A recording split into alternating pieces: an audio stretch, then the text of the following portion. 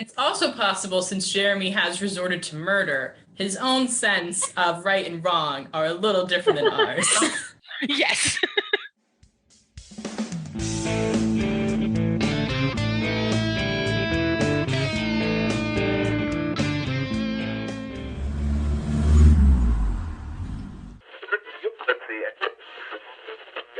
Hello and welcome to Saving People Queering Things, the podcast where we talk about ghosts, road trips, and free will through every episode of the retro TV series Supernatural. Today we are exploring season 3, episode 10, Dream a Little Dream of Me, through the theme of heartbreak. I am one of your hosts, Elayna. You have met myself and Abigail numerous times, but we have some lovely guests that we'd like to introduce for you all this week. One of them has been here before. One of them is new. So would you folks like to introduce yourselves? Hi, I'm Renny.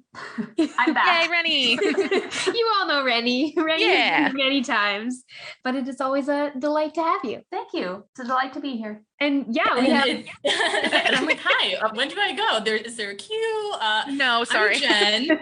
I need one of you to hold up a cue card for me.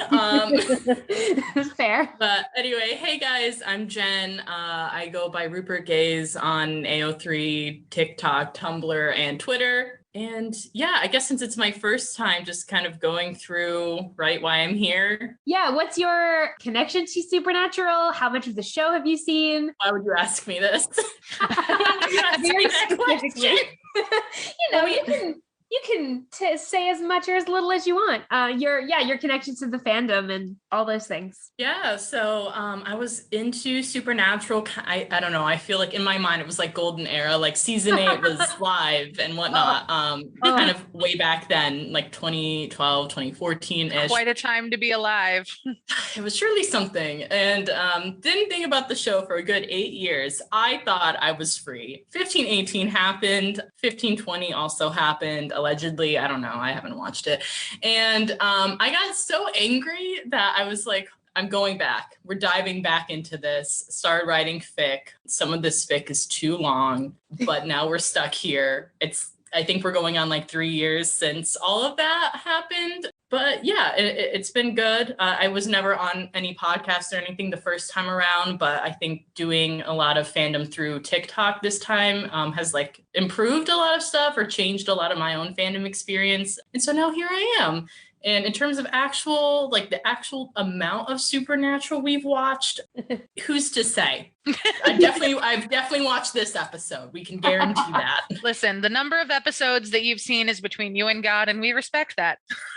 And you know enough to be writing an entire rewrite of the first 3 seasons. So yeah, extensive knowledge. I mean, you're convincing the readers, so it's working. Fair enough. Yeah.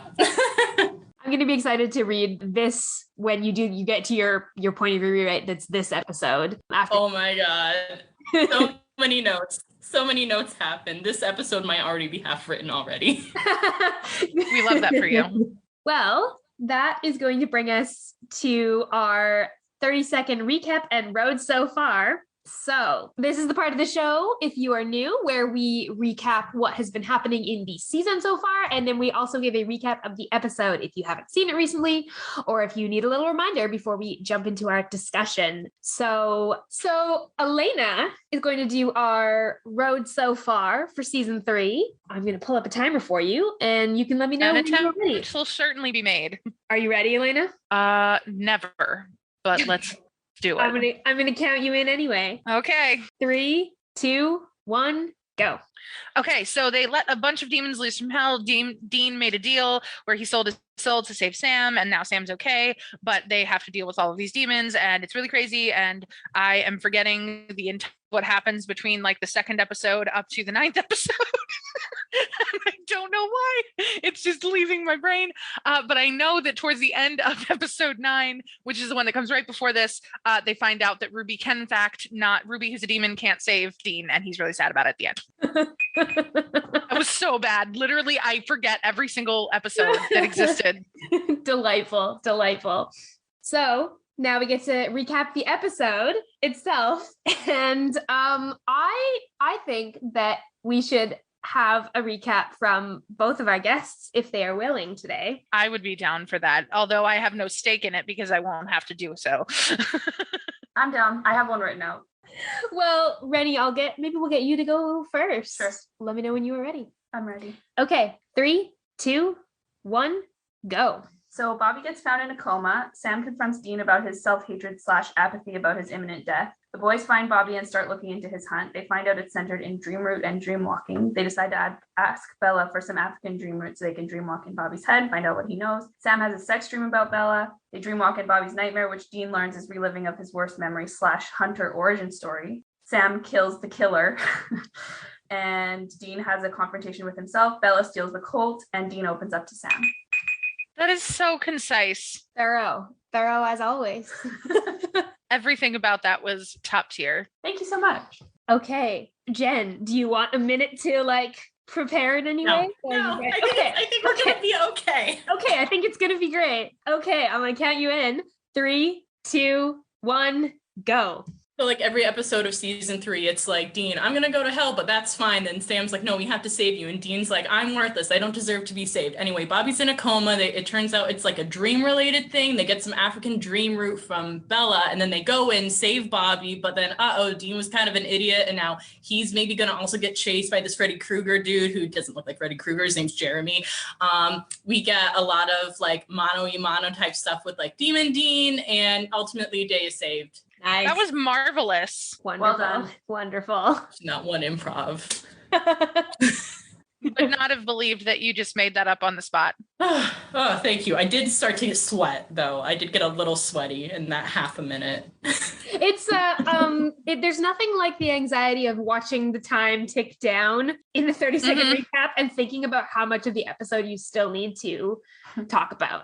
Yeah. I don't know if you could tell, but I'm not even going to look. We're not going to look for a little bit. That's honestly wise. The more I pay attention to how much time I have, the worse the recap generally is. So. Same. I never look at the timer. Sorry, I just hope that I'm in time. and you're just like, I'll get cut off if I'm not, so it's fine. Yep. So now it is time for this week's theme discussion, and we are going to be discussing for episode 10, Dream a Little Dream of Me, the theme of heartbreak, which I don't know about y'all, but when Abigail told me this was going to be the theme for this episode, I was like, that is perfect, because this episode's so heartbreaking for literally every party involved. Yeah. Is there anywhere particular that anyone would like to start with theme episode? I think we should save Dean for the end and cover all the other heartbreak stuff first. Well, I know one of the first moments that I had that made the heartbreak theme sort of jump out was the way that he interacts with Sam at the beginning at the bar, and Sam's just like, you don't want to be saved. That just really snapped my heart right from the jump. And I was like, you don't have a right to make me feel these things, Sam Winchester. Oh, yeah. Sam's heartbreak is visceral. Which is interesting because we've been seeing that from Sam the whole season so far. We've been just seeing Sam, like Jenn said in her recap, we've been seeing Sam every episode be like, Dean, you deserve to be saved. Let me try and save you. Because he cannot think about a world where his brother's sacrifice actually follows through, and he actually feels responsible for Dean's death. Which is a heartbreak he's been just sort of carrying for the past 6-8 months now. It's fun. It's fun to be Sam Winchester in Supernatural. I think the thing that makes it heartbreaking here, though, is the fact that this is the moment where he kind of gives up on that hope that he's been holding on to all season, and just is and Dean seems to accept it so quickly. He's like, that's what I've been telling you.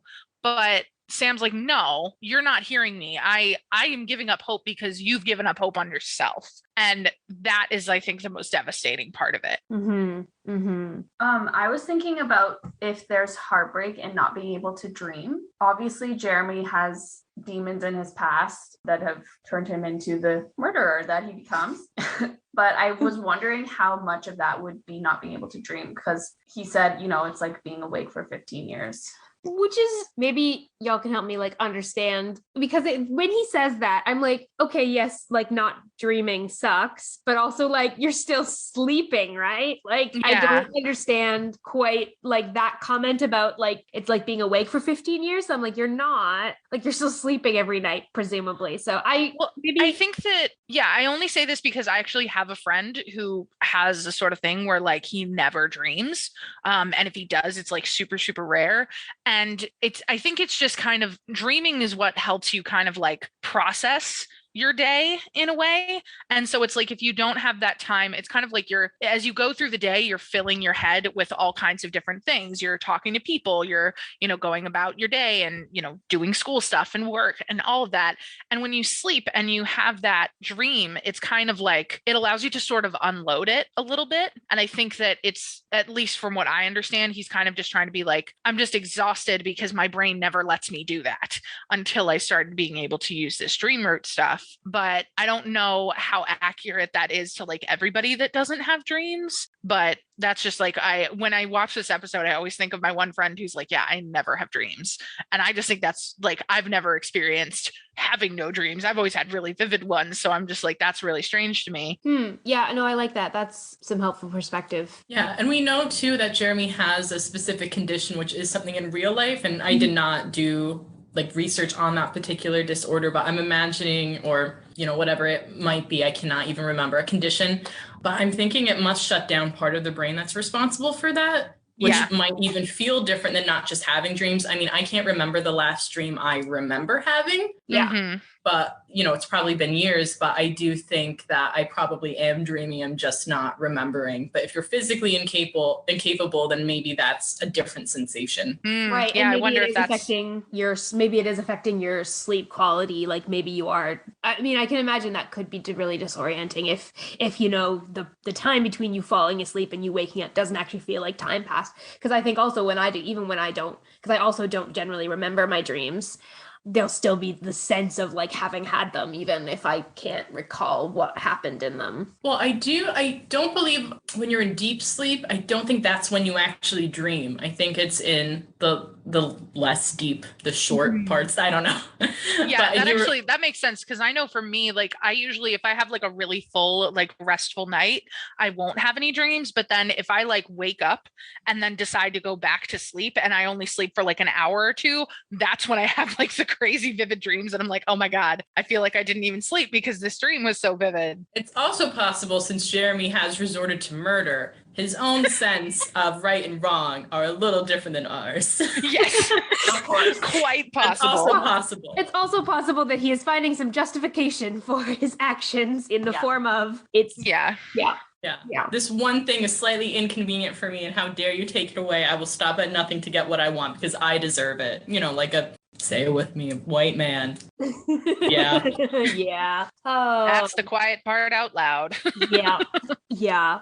Speaking of like Jeremy and Heartbreak, I mean, obviously his experiences as a child were really, really traumatic. And when we think about like heartbreak as something where, something that's really important to you or something that's was supposed to be really good ends up being actually really awful. Like the a parent who's supposed to protect you and care for you actually turning out to abuse and harm you. Like that's a form of heartbreak that Jeremy clearly experienced that then has like shaped his kind of trajectory, which I think is a really, like this whole episode happens because of that heartbreak his child self-experienced, which is really sad. And he does have a comment too that he feels like a god while being able to walk through people's dreams. And I imagine if you went through such horribly traumatic child abuse, right, one of the reactions that you kind of might have is wanting to gain that control. So maybe it's not necessarily about the dreams like he's saying, maybe it's more about trying to get this control that he never had. Yeah, I actually think that feels pretty accurate to what we're told in the episode, and the specific ways that he goes after like Bobby and Sam and Dean are very tied to he needs to assert that like he's in charge, that they can't stop him. They can't take that control away from him. And that's even like why he originally resorts to murder, is because he's like, I can't get the one thing in my life that is giving me a sense of control. And without that thing, I like will do anything to get that thing. Yeah. And it's like, this is something I just realized as you were talking, but it's a stark contrast that, you've got Dean, who was also abused by his father, and he's not sitting here going out like murdering innocent people and, doing the same kind of things that Jeremy's doing. And it's just like, you choose how you react to things. And I think that it's like interesting that they threw in that abuse abusive father thing when we already have so much of that going on in the show itself, that like that he tries to use that as the justification for why he does these things, but there are other people that go through that who don't handle it the same way he does. Yeah, we don't get a lot about Jeremy's development from, like I think about other characters like Max that we had in season 1, where we actually got to kind of hear the development of like from the abuse he experienced and then how his skills developed to get him to the point where he was taking action. We just don't get very much information about Jeremy as a character. They don't have time. No. There's too much drama with the boys. They needed to spend time on other things in this episode. Yeah. This is a bit of a pivot, but it's a note I see that Abigail has that I think is very, very worth mentioning. That Bobby doesn't have his hunting stuff in the open because he's not a dumbass. I thought that was just a really nice thing, because like they go in and they're so confused, like, why is this room so clean? And it's just like, guys, that's because you're the best hunters, but sometimes you're kind of dumb. It's because Bobby is a far superior hunter at this point in time. We saw what John's motel room looked like in the pilot. We all saw it. Yep. Yes, we did. It was not the sign of a man skilled at his job. Not exactly signs of mental stability going on there. No. That might be a good place for us to turn and talk about Bobby specifically in this theme. I imagine we all probably have some thoughts on that. Yeah, that was the part that like jumped out the most when thinking about Heartbreak. Just because like to have to go through that and like kill the person that you love because you don't know how to save them is kind of exactly like, as I just said it out loud, I'm like, oh my God, this is so much what the show is about. It's just people trying to save people that they can't save. And it's just gut wrenching to see the look on Bobby's face when he's in that dream and seeing her again. And some of those lines too that Karen was saying to Bobby, and even Bobby saying, I didn't know then what I know now, which like you're saying, we won't get into specifics, but so much of Supernatural is they had to do this thing because they were backed into a corner. And then however many episodes or seasons later, it was like, actually, there was this secret solution the entire time that you just wouldn't have known about. Exactly. And then also that guilt of, if you loved me, you would have found a way to save me, which I think is almost parallels, how Dean had to sell his soul for Sam, and then how Sam's desperately trying to get Dean out of that deal, just like trying to find this way and coming up with nothing. It's this like constant push and pull the show is doing, where it's going, I love you, so I have to save you, but then the things I have to do to save you also like have these massive consequences, and then we're pulled the other way where like I now have to save you from the things you've done to save me. Like, yo, dog, I saw you like saving people, so I put some saving people in your saving people. And it's like, I think so much of the like conflict in the show, even the interpersonal conflict, especially between the brothers at this point, is because they're in impossible circumstances with no better options. I also think it's really interesting with this episode in particular. Bobby knows enough, is cognizant enough in this moment to be able to say, I didn't know what I like then, what I know now. So like Bobby knows at some level that this is specifically a scenario here to haunt him, to like accentuate the heartbreak that he's experiencing, to make him feel guilty. This is not, he's not just flashing back. He doesn't actually think he's back in the scenario and that it's happening again. He's aware enough to be like, I know that I couldn't have done better back then. Yeah. And that's a form of heartbreak too, like knowing something. Like imagine how he must have felt when he found out what demons were and that there's a way to exorcise someone and save the person, which when you think about it, that's how we meet Bobby, is that very scenario. And so like that, I can't imagine how it must have felt for him to discover that information and realize like, fuck, I could have saved her, but I didn't know about this. That also makes the scene with Meg where Bobby goes, there's a girl in there, like so much more powerful, because Bobby is the one that goes, she's in pain, like her vessel is broken. but she's still a person. And like Bobby, you know, that scenario is still a better scenario than what he experienced with Karen. But like Bobby has seen the effects of like possession in a way that like we haven't really seen any other character understands that on a personal level. And I think it like gives Bobby the compassion that he has, and also gives him the like ability to call Sam and Dean to not just take the easy way out or the like most convenient way out, you know, to consider the consequences of those choices. Well, if it isn't the consequences of my actions. That's often Bobby's voice in Dean and Sam's life is, what about the consequences? That's often what he's telling them. You know, pay attention to the effects that you're going to have on everyone around you. Especially on innocent lives, like on people like, or not just innocent lives, but like people not involved in hunting. Yeah. I love Bobby. Making me feel things. Yeah. One, this is kind of veering into different territory, but another like heartbreak note that I had was more of like a personal sort of heartbreak thing, and not personal to me, but personal to Dean. Just the fact that when he's in his own mind, he can't escape himself. And, you know, he has that moment where he's like, oh yeah, you know, you're in my head, I have control over you. And he snaps his fingers and the other Dean doesn't disappear. And that to me, just like, how traumatized are you, Dean? Because you should be able to just snap your fingers and the other you would go away. But I think his self-loathing goes so deep that he can't even do that. And so that to me was like, this as a viewer was such a heartbreak moment in realizing that all of these things that the other Dean is saying to him are things that Dean actually thinks about himself. And I think that when I first watched this episode, it was really powerful as a person who does have depression to see the actual Dean being able to shut that up and say like, no, I didn't deserve all the things that my dad put on me. And I just think that that whole scene, in my opinion, is one of the most powerful scenes like in the show as a whole, because it's one of the first times that Dean is really absolutely rejecting this idea that he's just supposed to be a soldier. He's a person who doesn't want to die. And I think that that was like heartbreaking, but really powerful. Yeah. I think that like, I mean, obviously we're jumping into the Dean stuff now. It's time. What the first point I wanted to make, which is just a small one, is that I think it's interesting how we're contrasting, like Jeremy has so much control in the dream world as opposed to Dean, who has very little. That's a good point. And, you know, Jeremy has control up until the point that Sam like wrests control from him.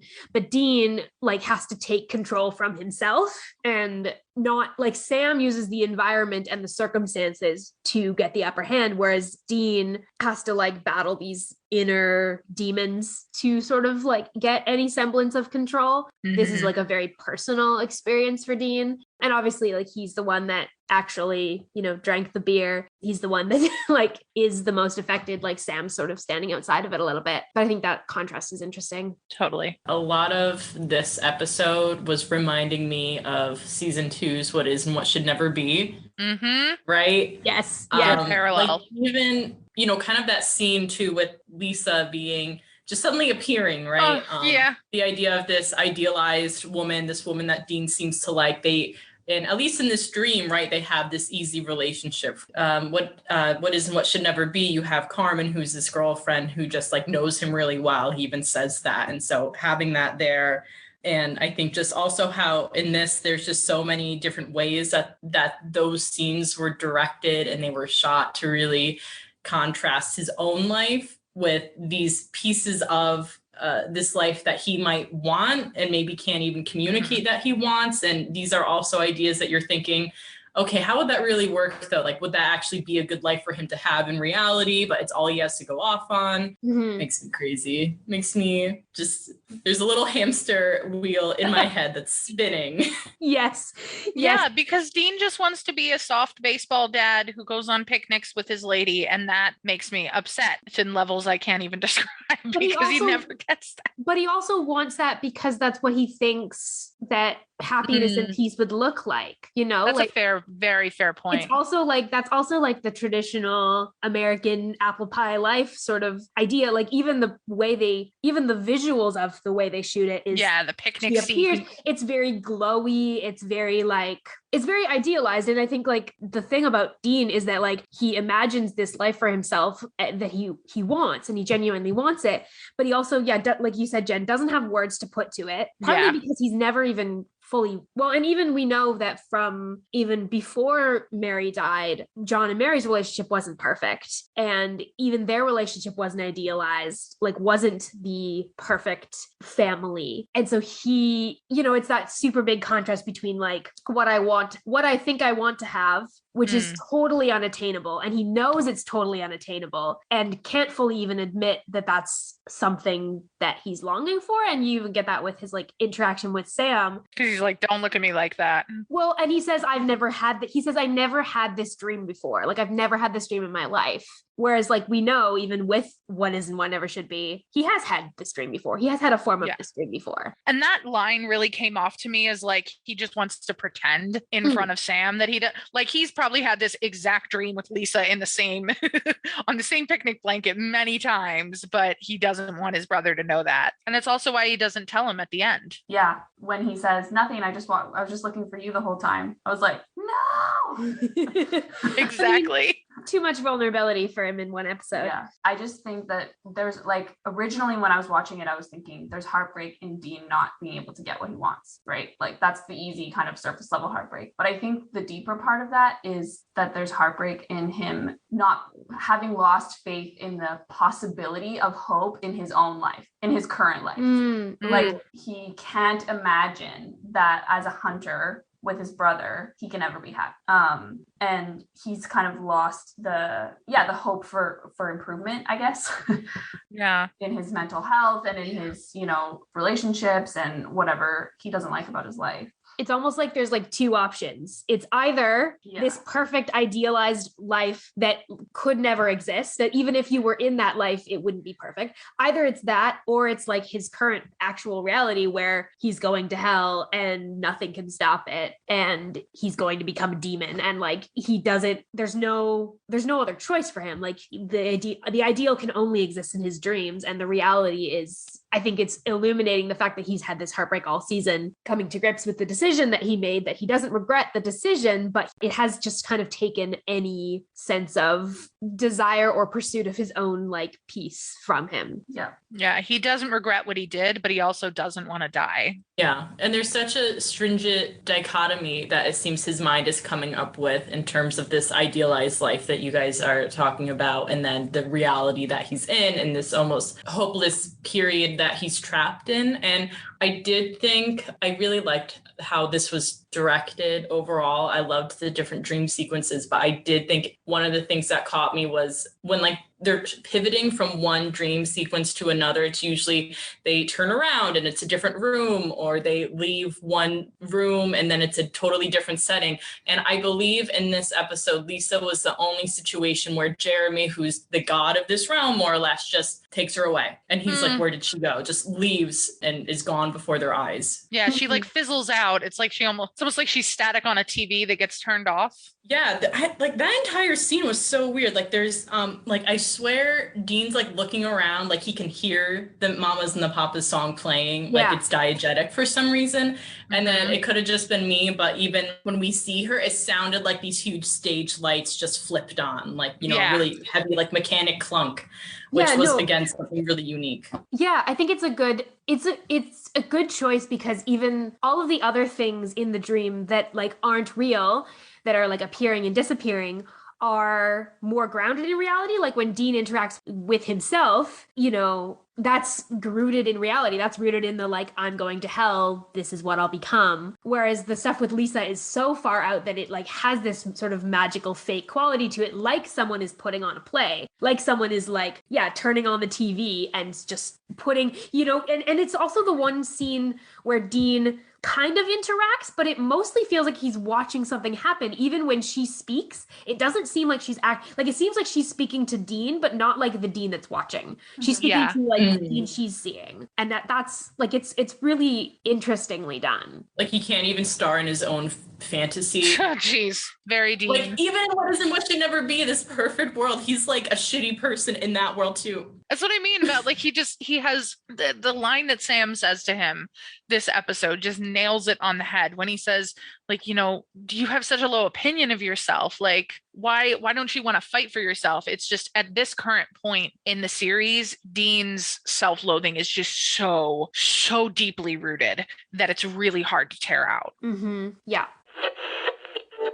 So that wraps us up for today for our main discussion. Now we are going to jump into our going meta section where we're tracking lore, the Bechdel test, pop culture, and more. Let us begin with the Bechdel test. Do we pass, friends? Womp, womp, womp, womp. No, but I am reading Alison Bechdel's collection of comics right now. Oh, so we got that. We got that going for us. So we are passing. No. We're trying. We're trying so hard, you guys. the show's We're trying not, harder but than the show is. Yeah, That's actually, ain't the that show the is not truth? trying hard at all. The show actually, can we take a point away for Sam having like a weird sex dream about Bella? Thank For like you. no reason. For like no reason. As a- Apparently, to go meta, apparently Eric Kripke wanted to be like, Dean's having this cute dream with Lisa to be like, he has the softer side, which we fucking knew by the second episode anyway. But anyway, and then Sam is like, you know, he has like this darker whatever. But I'm like, what Kripke specifically says in that interview is that he wanted to show that Sam was a horn dog. That's I what couldn't he said. say that. Yeah, I know. I'm sorry, I needed to say I it. did not know that this interview was a thing. It's in the commentary for this season. Yeah. Yeah, I literally had that down, the Bella thing. It was going to go in the lost cannon jar because it's just never mentioned again that he has these feelings towards Bella. And it's just weird and gross and I don't like it. Well, and Right. I'm pretty sure what Kripke said in that commentary as well was that it wasn't really specifically even about Bella. It was just about like, she's one of the most recent women that they've interacted with, which makes it worse, by the way. Yeah. That it's just like We can any old woman around. Oh God. Sam's like having a sex dream. Like, why? Like, we know Sam fucks. Like, we'll if we haven't seen him yet, we will see him fuck. We know he fucks, right? Like, he, like, for real, he's going at it. But, like, we also know he doesn't like to have sex with people unless he has, like, this emotional connection with them. Like, you know, Jess, he only kissed Sarah Blake, but they had, like, the whole episode together, Madison, right? So it's Which like, at this point is the only people that he has had that with on the show canonically. so why would he suddenly be like, but Bella? Manifesting You know? demisexual Sam Winchester. I'm here for it. And it does. It's just an excuse to see her in lingerie, I think is all it is. Yep. Yeah, we do Gross. we do take a point away for that. I think you're right, Jen. Yeah. Yeah. So the Bechdel test score this week is -1. 100%. Sounds As about they right. deserve. So I was looking into the lore. We have quite a bit of it this episode. We get some history on Bobby, which is, I think, one of the more important pieces of show lore in this episode, as we find out that Bobby had to kill his wife because she was possessed and he didn't know what to do. And that's Bobby's origin story, which we really haven't gotten a lot about Bobby's past until this point. And we don't get much of it until way later. And we're not going to talk about that because that will make us sad. So I'm curious. I wanted to ask this of you three: is do we think John knew, and how does that impact John's knowledge and understanding of demons in season 1? Because I was curious about it. Because demons are such a big deal in season 1. Mm-hmm. And even John doesn't seem like he's interacted with a whole lot of them. But there would be potentially things he would potentially know from Bobby. Well, if you take that moment from season 1, but there's a moment where Bobby is talking about how like he used to see like, you know, maybe 1 or 2 demonic possessions a year. And like this year there's been fill in whatever exponential number he says. And it's basically just like they've been happening way more frequently. So my thought is just that maybe John didn't have as much experience with demons just because before all of this special children arc stuff really started to ramp up, that there just weren't a lot of interactions with actual demons. And I will say too, in season 1, the plane episode, Phantom Traveler, I think they do get the exorcism that they need for that demon from, Is it John's journal? I feel like it might have been. I think you're right. I think it is from John's journal. But Elayna, that's a really good point. I think it's probably something where maybe Bobby gave him information.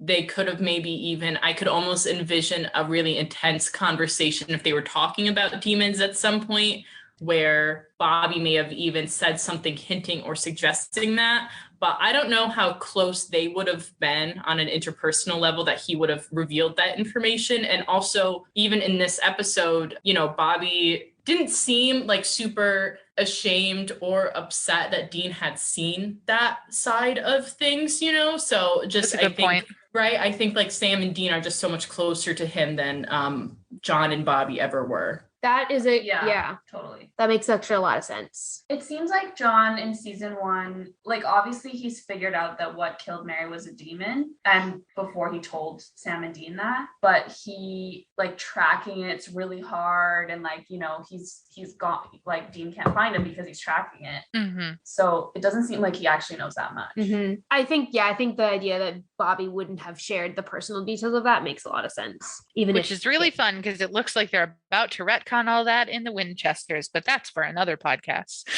Oh God. Oh no.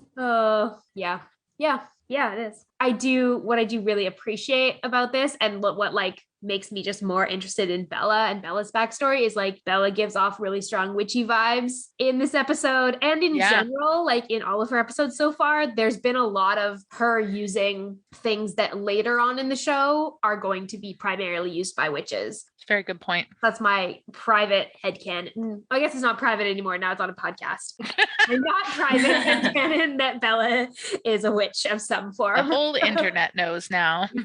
We moved this headcanon to open source. Do with it what you will. Yeah. You know, if you have thoughts or additions to the headcanon, please share them. I would love to hear anyone's theories or opinions on Bella, witch Bella. Please come and talk to me about that. We can take it post show. I have some thoughts. Ooh, that probably about covers lore. And in some of that, we've kind of already talked about like lost canon. But is there anything else in this episode that will proceed to be just sort of dumped by the wayside? I'm pretty sure that the dream route does come up again. I forget where or when, but I don't think this is the last appearance of it. It's not. It's not. It's not, but I do feel like out of 300 and way too fucking many episodes, it's surprising that it only came up twice. I have 2 nickels, which isn't a lot, but it's surprising that it happened twice. Like there should be more nickels in this scenario. Yeah. And I think, because it's so powerful, but it's also pretty dangerous, which might be why, or hard to come by, which could also be why. We know Bella that does much. say that.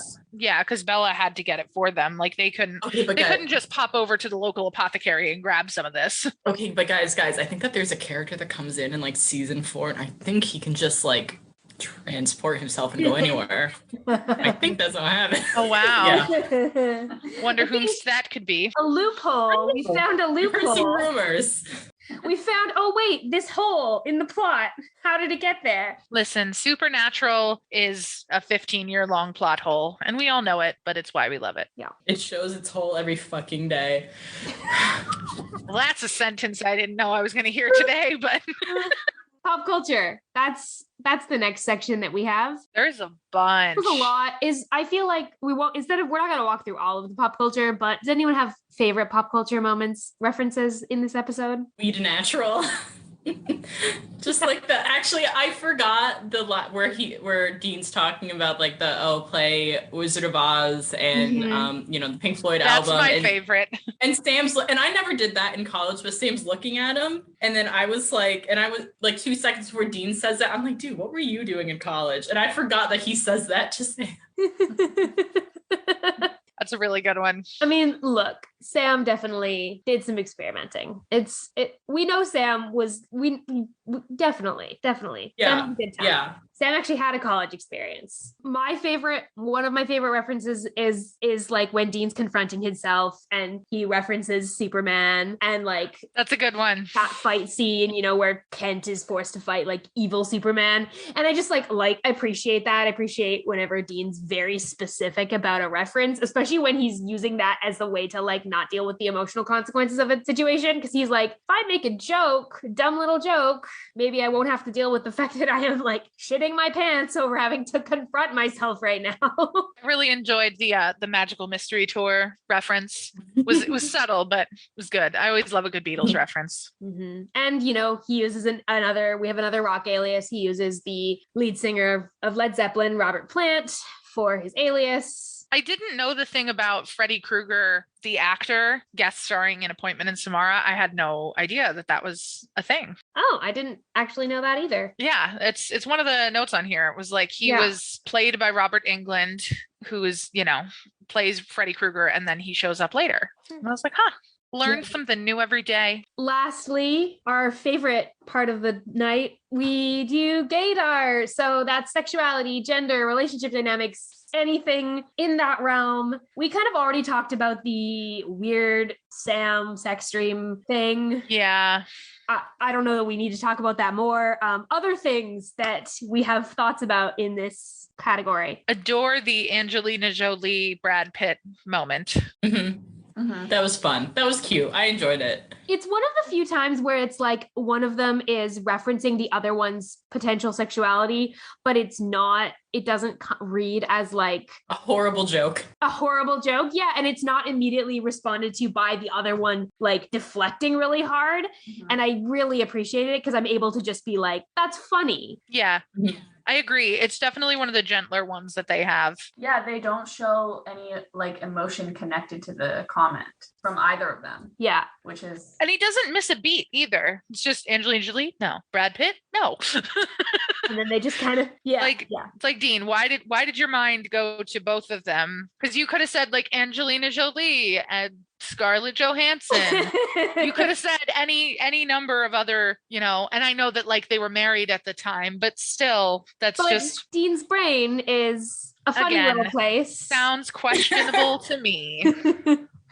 It's a fucking steel trap every day. I have to look at that man. I'm sick of it. Actually, I do the entire confrontation. This is sad, actually, but confrontation that Dean had with himself. I feel like there was something right at the beginning there where he's making that crack about the Superman like fighting like the dark version of himself. And Dean says, "Joke all you want, smartass. I know the truth." And I did feel like, and even going back to that idea of heartbreak, right? Like sometimes I feel as queer people, as you're kind of learning things about yourself, and you kind of hit this realization that you're not like the other people around you, right? Because you realize that you view your gender differently, you view sexuality differently, you view things differently. You might want to hide that and like suppress that. And it's this idea that you deep down know this thing about yourself, but you don't want to admit it and you can't let it out. And even like a lot of that hopelessness that Dean seems to echo, I think looking at it from more of an explicitly like queer lens, even that's just like looking at this life with Lisa, right? That he can't even fully comprehend and everything. Just this idea of, I think, as, a queer person who is maybe struggling to come out or struggling for this support system or this community and having a lot of that. When you're dealing with that alone, or you're dealing without like the words to express that, I feel like you look at this potential future and you just think that you can't ever have that because something is wrong with who you are. So looking at that scene, it really just like hit me from that perspective. That's really powerful. Thanks for sharing that. That I think is like, I think that gives another nuance and like depth to even the coloring of that scene, even the way that Dean is sort of like on the outside watching in. If we think about Dean as someone who is like had some of these experiences in his younger life related to his sexuality, who has never been normal in any sense of the word, any semblance of inner conflict about his sexuality would have been so dangerous to a sense of self, so dangerous to admit even in a dream. And so even in this dream, he's creating something else unattainable. It's equally unattainable. Like Lisa and that kind of life is just as unattainable as like him having a relationship with a man. Like those are both equally unattainable things, and that is hard. I think it's an important thing that you're both pointing out about just how it's something that you really deny even to yourself, even on that dream level, even at a personal level. Because this is something I was talking about with a friend about recently. Like because I love writing, I've been a journaler since I was 9. Like I still have my very first journal that I got when I was a kid.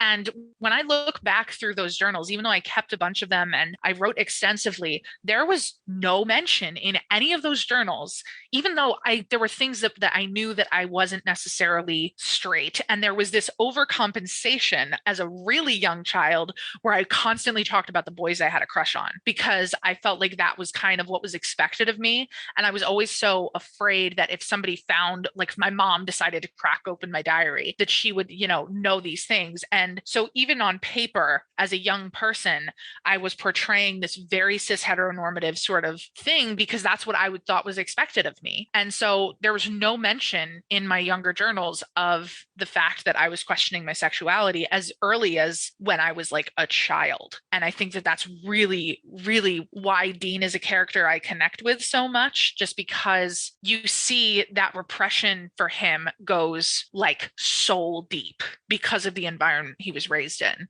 To the point where there's not even really, not even really at this point capable of the self-awareness to sort of open that box. Like it's going to take a long time and a lot of like building of a deep emotional connection with a man before that's going to start to be something he explores and something that he actually starts to unbutton and like take the lid off of a little bit. We're going to see that when he's forced to do that because of deep emotional bonds, because of like the depth of his grief about losses that he's experienced. Like those are all going to start to make him confront it. But at this point, like it's so deeply embedded, he's not capable of it. Yeah. Like highlighting it again that like no matter how much you can like know something, until you have like the language and you can see the community, sometimes it's super hard to be able to put words to that experience, or even to let that experience fully live in your mind, in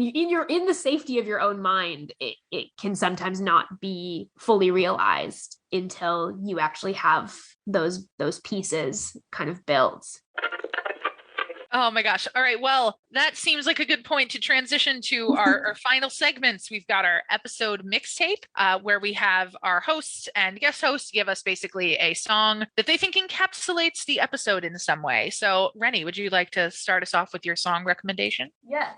I actually chose one off of one of Taylor Swift's new albums. Yes. Look, not new. Yes. Yes. It's called This Is Me Trying. Ooh. It's about like, it's a really deep, beautiful song. I really identify with it personally. It's basically about like if you have mental health struggles like depression, or if you have substance use issues,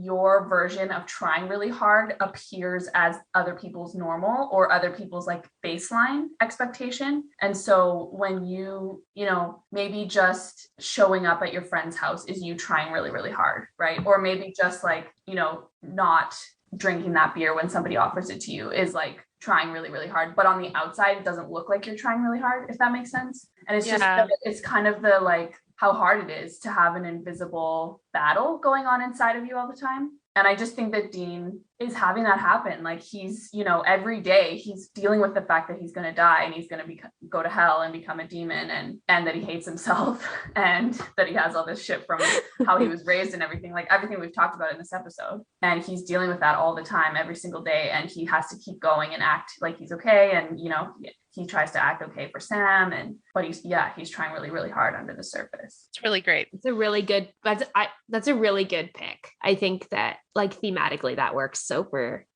well. It's a beautiful song too. Sounds beautiful. Yeah. I actually don't think I know that one, so I'm definitely going to be listening to it later. It's very good.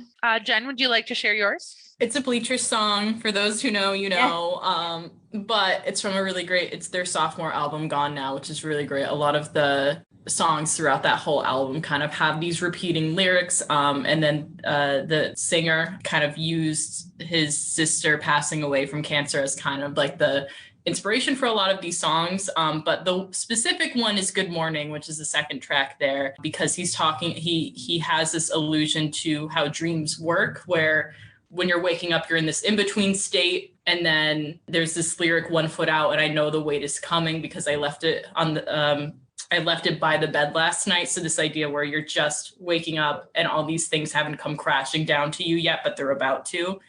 I wanted to just find something kind of related to dreams, since that's what a lot of this episode was about. So that's kind of why I picked that one, but it's a good song, great album. That's a really good pick. So mine is one part feels because of the lyrics and one part pun because this episode is about dreams.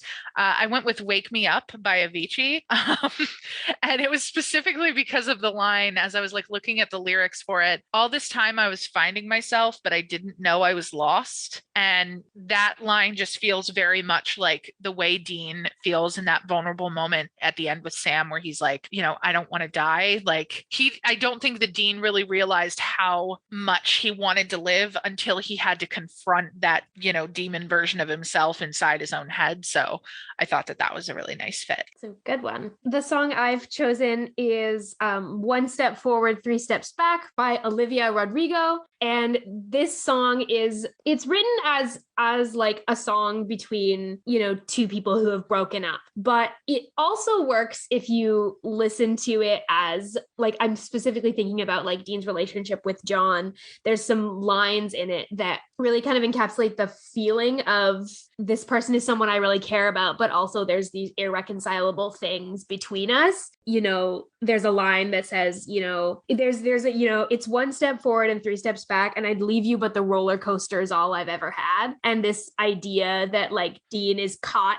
like even that John has been gone for like a season and a half now, like a year and a half now, John has been gone, but Dean is still trying to lose his ghost. And I think this song kind of emotionally captures what he is trying to battle in that scene. Yeah, that's my pick today. Now that we have all of those wonderful song recommendations, it is time to send us off with our blessings for this episode. I'll start for this one. My blessing this week goes to Bobby, just because I feel like his flashback moments of what happened with his wife are just really, really gutting. And I feel, especially after we had the part of the conversation about how like it must have felt when he finally learned that it was possible to exorcise demons, it just, my heart really deeply goes out to him and the pain that he had to deal with during that situation. I am going to bless Dean. I may not be the only one that blesses Dean today, but I'm going to bless Dean specifically. It's really hard. And I think for anyone who has experienced a challenging relationship, particularly a challenging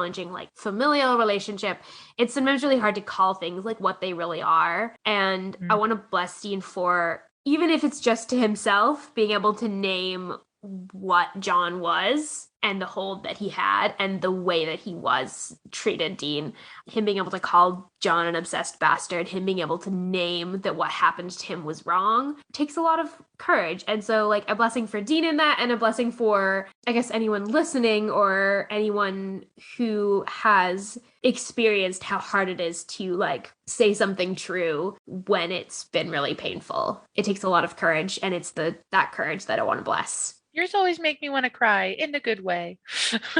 Yeah, beautifully said. I'm gonna throw a little twist in the mix and bless Jeremy, even though he's the villain of the episode. I think that he was dealt a shit hand in life, and it seems, obviously he made his choices that weren't okay, but his upbringing was not something that anyone should ever have to go through. So I think he deserves that blessing of just, I'm sorry your life was shit. Yeah. Not as eloquent as Abigail, but no, but equally important in the context of this episode. We're going to talk about Dean's trauma. We got to also talk about like the fact that other characters also. Yeah. I would say for me, obviously very tempting to bless Dean. I feel like this episode and a lot of the discussions were kind of heavy, so I'm going to do a slightly lighter one and bless Sam, because if you have heard me rant about certain things with Sam's character, I always say every single time he should have been a bitch and a psychic the entire series. Yes. And I think he delivered his line with Jeremy in that confrontation where he's like, I took that dream route too. Maybe a little bit of psychicness did pop out at the end there so he could defeat Jeremy. I was like, you go. So good for him. Yes. here for Psychic Sam. Yeah, we deserved Magic Sam. So with those blessings, that is all for today. Thank you to Renny and Jenn, particularly for joining us today. Thank you so much for being here and for all of your wonderful thoughts. Been so fun. I wanted to give either of you the chance, if you have any final thoughts, if you have anything that you would like to share, we will put links to any of your social media or writing or anything else that you'd like to share in the episode description. But I'm also going to give you a chance to share it here if you would like to. Yeah, just I can plug myself. I rebranded, so same username on everything, Rupert Gaze, Gayes. I write a lot of supernatural fic. We're here for the long haul, so you can catch me on AO3 with that. And, I post a lot about that sort of thing on TikTok as well, if you're into it. Wonderful. We are definitely into it. So I don't have anything to plug because I don't really do social media. You do this podcast. This is your... But this is my internet presence. This is all of it. And it's a good one. So thank you for being here. But yeah, thank you for having me. It's always fun. We love that. So make sure that you are subscribed to Saving People Queering Things wherever you get your podcasts. We would love to hear from you. So if you've got a blessing you'd like to give a character or a theme you would love us to explore, you can always leave us a voicemail at queeringthingspodcast.com. On our website, there is also all of our social media platforms. We are on TikTok, Twitter, Instagram. You can find the links for all of that on our website. We also have a Discord that we are getting off the ground, and you can also find that link on the website. So be sure to ride along with us next week for season 3, episode 11, Mystery Spot, through the theme of sanity. And favorite beloved episode. I cannot wait to listen to this one. Thank you all for coming along for the ride, and we wish you a peaceful road until we meet again. Wow.